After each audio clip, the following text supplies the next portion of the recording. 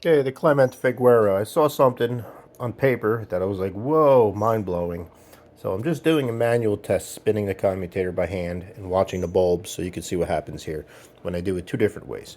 This is hooked up like the regular way that people think the Clemente Figuera uses a resistance rig to resist current in one side, let it through, and resist current in the other side, burning through resistance to control the current, okay? This is how people think it is and most builds are. Now, I'm spinning it by hand here, and when I do it, you can see one bulb goes, and it drops out quick, and the other one's starting to get more potential, but there's a huge difference between the potential of the bulbs, so one's oscillator, so that's how people think it is, okay?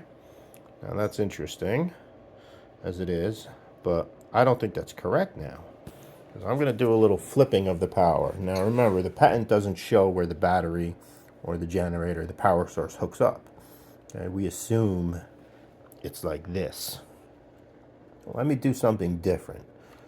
Give me a minute.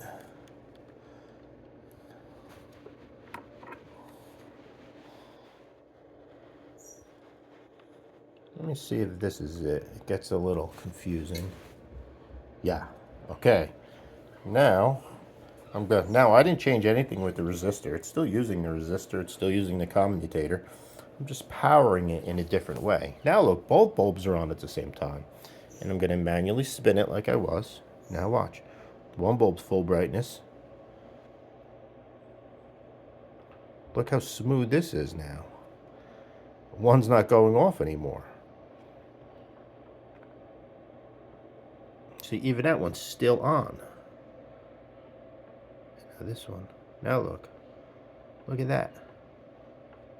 Now that one's still on. You see the red cherry in there? Now they're both equal. In the other way, you can never get two equal bulbs. Either one's real bright and one's in a dungeon. But this way of powering it, which I figured out, smooths the growing and shrinking cycles.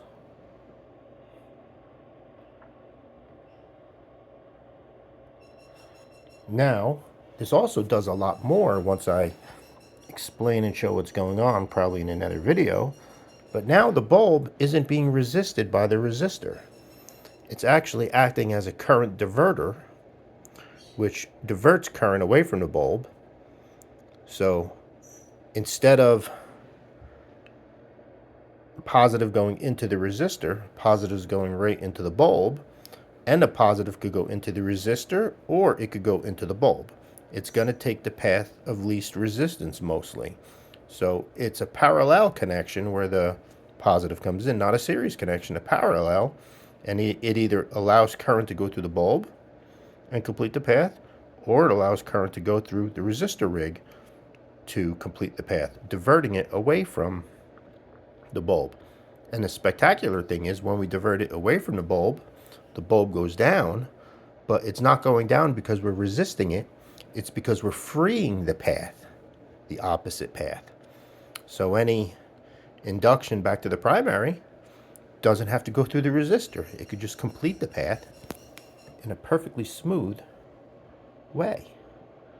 I think this is going to open up the Clemente Figuera setup on how we power it and what the resistor is actually doing.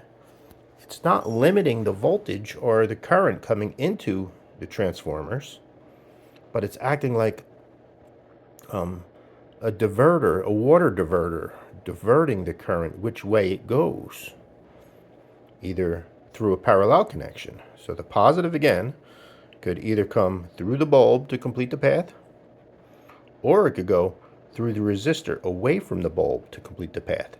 But the crazy part is when this lowers its light volume, its light, right? When it starts diverting current this way, it's not stopping current from going, it's not resisting the current coming out of this coil anymore.